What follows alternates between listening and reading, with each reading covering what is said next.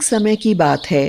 रामनगर नाम के राज्य में एक वृद्ध महिला अपने 6 बेटों के साथ रहती थी।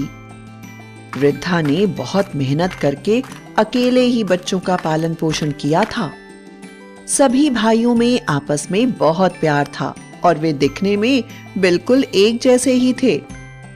खास बात यह थी कि इन भाइयों में अलग अलग तरह की शक्तियां थीं। यह परिवार इस राज्य में नया था, इसलिए कोई भी इन भाइयों की शक्तियों के बारे में कुछ नहीं जानता था। पहला बेटा रमेश 5 मिनट के लिए नदी के पानी को अपने मुंह में भर सकता था। दूसरा बेटा राकेश अपने पांव जितना चाहे उतने लंबे कर सकता था। तीसरा बेटा प्रकाश 2 घंटे तक हवा में रह सकता था। चौथा बेटा राजेश आग में जल नहीं सकता था। पांचवा बेटा देवेश पूरे 1 दिन के लिए अपनी सांसें रोक सकता था और छठा बेटा इंद्रेश बहुत तेज गति से भागता था। सुबह 4 बजे उठकर सभी भाई मछलियां पकड़ने जाते थे। रमेश नदी का सारा पानी अपने मुंह में भर लेता था और अन्य 5 भाई मछलियां पकड़ते थे। जब तक मैं अपने मुंह में पानी भरकर रखूंगा, तुम पांचों जल्दी से जाकर मछलियां पकड़ लेना।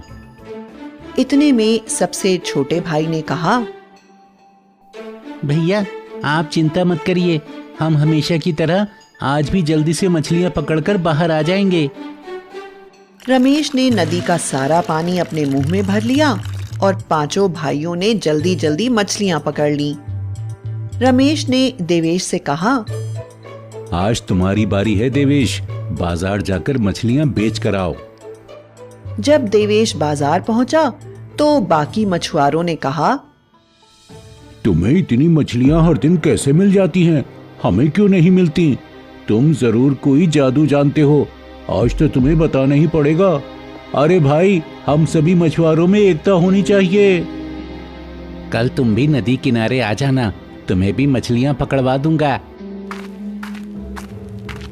देवेश ने घर जाकर सारी बात अपने भाइयों को बताई। अगले दिन सुबह सभी मछुआरे नदी किनारे पहुंच गए। केवल रमेश ही नदी किनारे गया और बाकी 5 भाई घर पर ही थे। रमेश ने सबसे कहा, ध्यान से सुनिए, मैं 5 मिनट के लिए नदी का पानी अपने मुंह में भर लूंगा। आप सबको इतनी देर में ही जितनी मछलियां पकड़नी हो पकड़ लेना। 5 मिनट होते ही सब बाहर आ जाना। मैं इससे ज्यादा पानी भरकर नहीं रख पाऊंगा। अगर किसी ने भी देर की तो मैं किसी की जिम्मेदारी नहीं लूंगा, अच्छे से समझ लेना।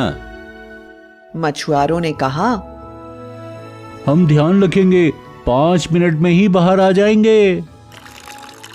रमेश ने पानी अपने मुंह में भर लिया और मछुआरे मछलियां पकड़ने लगे। 5 मिनट होते ही रमेश ने इशारा किया, लेकिन वे सभी मछुआरे मछलियां पकड़ने में इतने व्यस्त हो गए थे कि ना तो उन्हें समय का याद रहा और ना ही किसी ने रमेश की तरफ देखा, और न चाहते हुए भी रमेश को मजबूर होकर पानी छोड़ना ही पड़ा। जैसे ही नदी भरने लगी, मछुआरे चिल्लाने लगे, अरे हमें बचाओ, हम डूब रहे हैं, हम मर जाएंगे, बचाओ बचाओ। सभी मछुआरे डूबकर मर गए। पूरे राज्य में खबर फैल गई। मछुआरों के परिवार वाले रमेश की शिकायत करने राजा के पास पहुंचे। परिवार वालों की अर्जी सुनकर राजा ने रमेश से कहा, क्या ये सच है? क्या तुम इतने सारे लोगों की मौत के जिम्मेदार हो? जी महाराज, ऐसा ही हुआ, लेकिन मैंने उन सबको पहले ही बता दिया था कि मैं 5 मिनट से ज्यादा अपने मुंह में पानी नहीं भर सकता, लेकिन किसी ने भी मेरी बात नहीं सुनी।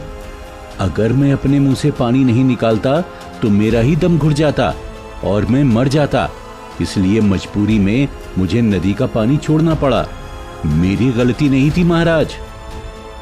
तुम चाहे कुछ भी कहो, लेकिन इतने लोगों की मृत्यु का कारण तुम ही हो। तुम्हें इसका दंड दिया जाएगा। तुम्हारे कारण सबकी मृत्यु नदी में डूबने से हुई है। तुम्हें भी नदी के पानी में डूबकर मरना होगा। तुम्हारी जो भी अंतिम इच्छा हो तो तुम अभी बता सकते हो। ठीक है महाराज, मैं आपके आदेश का पालन करता हूं। मैं दंड भोगने के लिए तैयार हूं। बस मरने से पहले अपनी मां से मिलना चाहता हूं। तुम्हारी अंतिम इच्छा पूरी होगी। रमेश घर पहुंचा और सारी बात घर जाकर बताई। छोटा भाई राकेश बोला, भैया आप चिंता ना करें, कल आप नहीं मैं जाऊंगा, आप घर पर ही रहिएगा। राकेश नदी किनारे पहुंचा।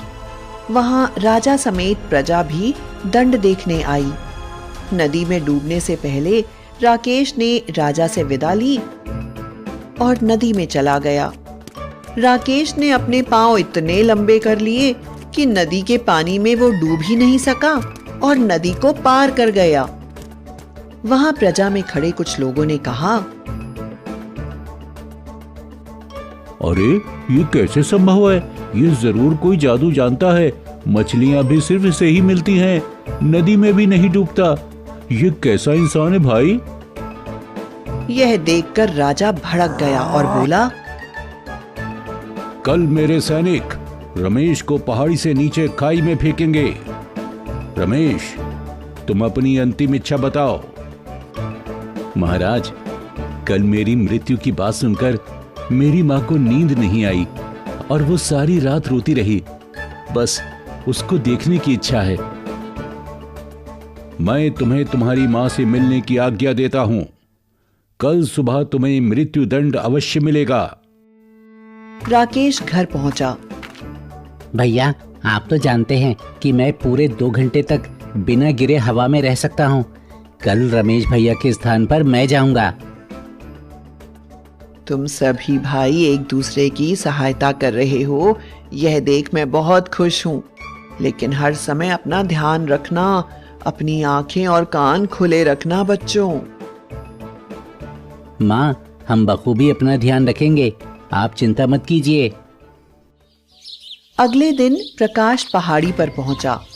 राजा, 2 सैनिक और प्रजा भी वहीं एकत्रित हुए।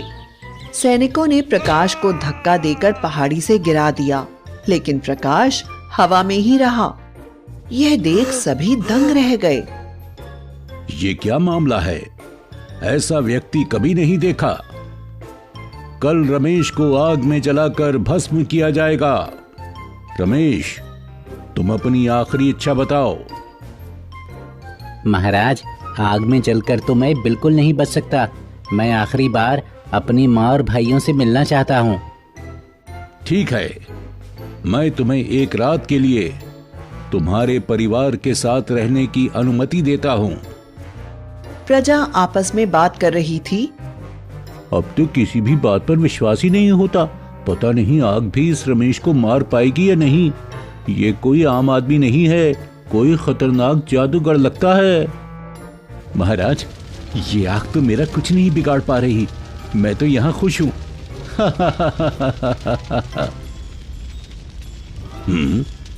ये क्या? अग्नि में खुश? किस मिट्टी से बने हो तुम? अब तुम्हें ऐसा दंड दूंगा कि तुम किसी भी हाल में नहीं बच सकते। तुम्हें मैं जमीन में गाड़ूंगा। अब तुम्हारा बचना असंभव है। तुम अपनी आखिरी इच्छा बता सकते हो। महाराज, बस अंतिम बार अपने परिवार से मिलना चाहता हूँ। इस बार तो मैं नहीं बचूंगा। आप अनुमति दे दीजिए, कृपा करके अनुमति दे दीजिए। ठीक है, अब मैं जाऊंगा। रात होने पर आप लोग मुझे मिट्टी से बाहर निकाल लेना। इसके बाद रात में ही हम यहाँ से किसी और राज्य चले जाएंगे। यहाँ हम सुरक्षित नहीं हैं। दूसरे दिन सभी मैदान में फिर एकत्रित हुए और वहां एक तांत्रिक को बुलाया गया। तांत्रिक झाड़ फूंक करते हुए बोला, ऐ प्रेत, इस शरीर से निकल जा। अब तुझे मरना ही होगा। चल जा, निकल जा। इस शरीर से अब प्रेत निकल चुका है। अब तो ये जरूर मर जाएगा। इसके बाद राजा के सैनिकों ने वहां एक गड्ढा खोदा और देवेश को इस गड्ढे में गाड़ दिया गया। अंततः इस बुराई का अंत हुआ। मेरा निश्चय पूरा हुआ। अब चलो यहां से।